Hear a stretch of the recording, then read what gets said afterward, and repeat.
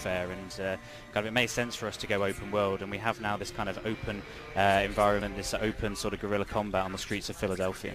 Yeah, you're talking about guerrilla combat. These guys are using everything available to take down their enemy here. This is a scrappy revolution force, so we see a lot of combination, a lot of you're making your own items here, your own weapons. Yeah. So, I mean, the KPA have basically us Korean People's Army. They're, like I said earlier, they're sort of in full control. And any kind of, they've taken over with their superior technology and their drone presence, and any kind of attempt to go head-on against the KPA sort of always ends badly for the resistance, for the kind of the American fighters who are still sort of trying to push back. So they improvise, and they use these guerrilla tactics to sort of sabotage, infiltrate, ambush their KPA counterparts. And it's these sort of hidden run tactics that we're going to see in this demo, that sort of getting in, striking at the enemy, and then getting out and sort of melting back into the environment before the KPA have sort of had a chance to respond. So who is our military genius that is in charge of leading this revolution? You play as Ethan Brady in the story, and he sort of starts off as a everyday sort of regular guy. He's a shop worker, games journalist. Excellent. Close to home. Yeah, and as the story progresses, he sort of joins in with the resistance. I don't want to give too much away on the story, but sort of there's a path that he takes through there to kind of instigate this sort of second war of independence. Wow! So I was just going to say this game is gorgeous, but it's also quite ridiculous. We see somebody here peeing and I guess getting focused on. I mean, what we're showing here is sort of the open environment of the world, and sort of this is kind of this sort of brutality that we see the KPA sort of they don't really pull their punches. Anyone who kind of steps out of line sort of gets dealt a heavy force back at them. So that's kind of what we're showing here now. So, I mean, this is the future, but we've also been set a while back in technology in the U.S., I guess, for the Revolution fighters. So what kind of weapons are we going to see here that they're going to be using? Yeah, so they don't. The Resistance fighters don't have the same access to the technology that the KPA have here, so they kind of improvise. They end up kind of building their own weapons and sort of looking out for, exploring the environment to find scavenge that they can build and create their own improvised weaponry. And we've seen some unique elements here. He had his camera out. He was, I guess, casing the joint, checking out what he was going to, how he was going to approach. I mean, so what we see here, this symbol up at the top here, this is kind of what we call this resistance language. They leave these signs around the world for each other, and you kind of look out for this, and sort of, that's where you can kind of give each other scavenger balls and weaponry.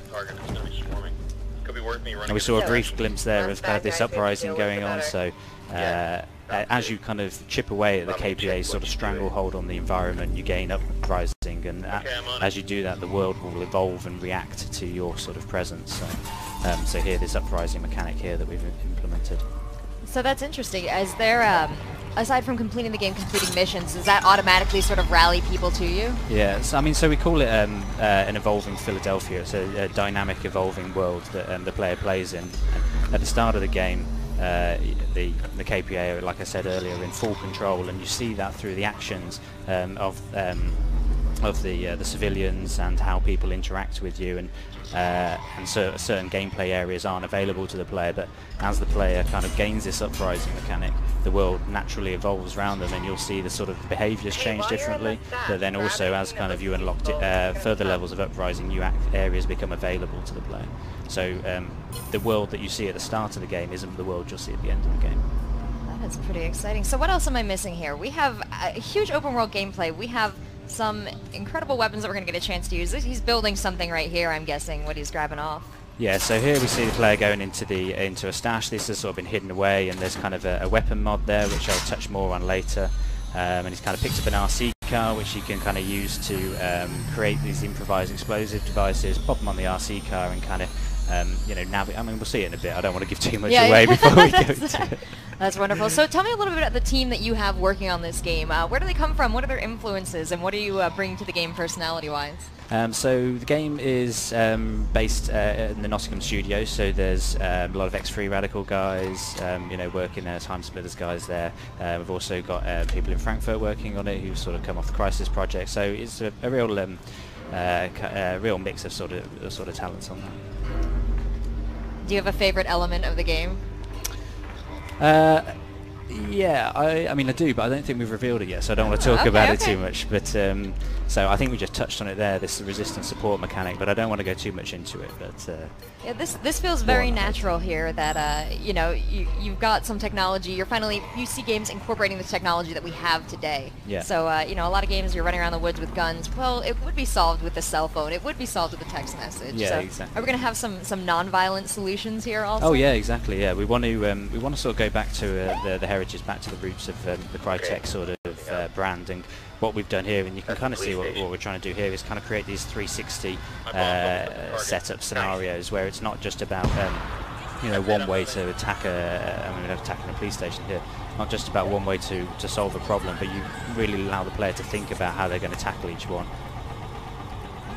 So all we see here, the vehicles coming in. Yeah, so what we've shown here is so there's an explosion, a distration's gone off in the distance that the player's been a part of, and that drawing the KPA out of their location.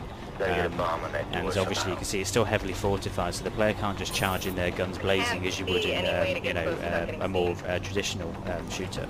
So that's not an option then, the run and gun. Well, you could, but you know, we're not encouraging it. By the way, we're balancing the game, so you know, we don't want the player to just be able to charge in guns blazing and sort of do everything, you know, really easily. They've really got to think about how they're going to get to their objective, and that's kind of what we see here with this. We call it the Guerrilla Toolkit. So he's able to build and craft these items from scavenge and then combine them to create kind of interesting and varied scenarios for how they're going to tackle a situation. Right, this looks like an interesting element here. He's constructed a rolling C4. Yeah, and basically this sort of the objective is to get a bomb on the door, and yeah, you could go in, you know, and shoot everyone up, but chances of success on that are very kind of you know, slight.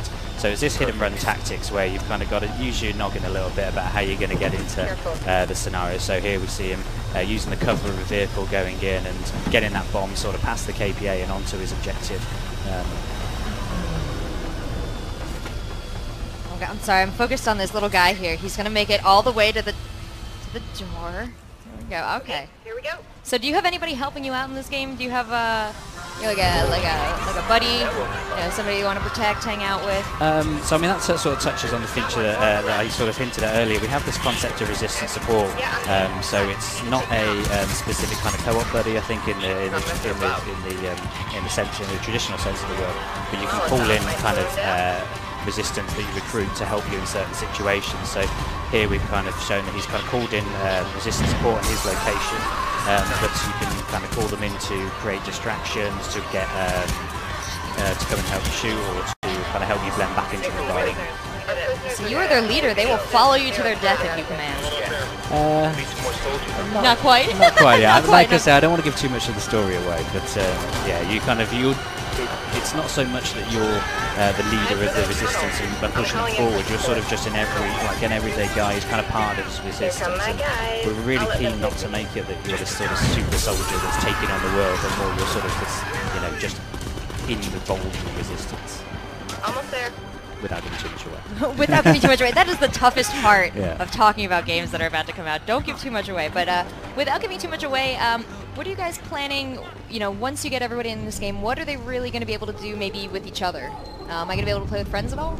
Yeah, so I don't want to go too much into the sort of the multiplayer side of things. We'll talk more about that later, but we are going to support 4-player co-op in this. But that's just a little teaser and no more on that. But here what we can say is the kind of the advanced weapon customization that we've got. So it's kind of creating and crafting these your own weapons on this. So an M4 to start isn't necessarily an M4 at the end of the game. Start times here. So I'll touch a little bit on kind of what we're seeing here. So at the start of the game, the player was inside what we call a yellow zone, which is these sort of police districts. And as he's kind of where the KPA have a strong presence, but as you go out and you transition into the environment, you've gone into a red zone there, and that's more the open guerrilla warfare that we kind of see on the streets of Philadelphia there. So we kind of hinted at the end. So.